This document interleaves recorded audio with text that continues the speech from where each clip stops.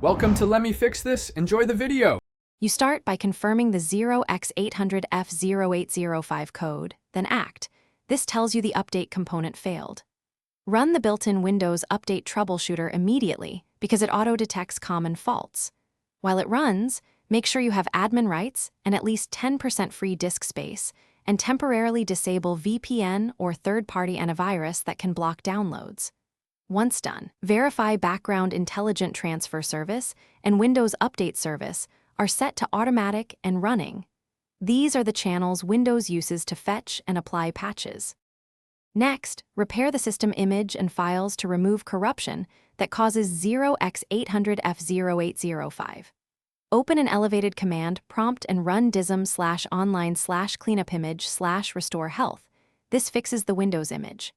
After dism completes, run sfc/scano to repair protected system files.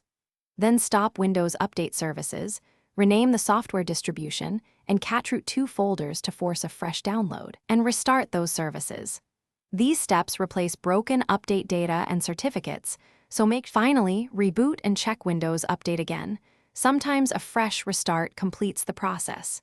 If it still fails, download the specific KB as an MSU from the Microsoft Update Catalog and install it manually, because that avoids the Windows Update agent. Make sure to try a clean boot first to eliminate background conflicts. If none of this works, use System Restore or perform an in-place repair install to preserve files while fixing system components. This is the key troubleshooting tip when all update repairs fail. Thanks for watching. If you found this helpful, don't forget to like and subscribe.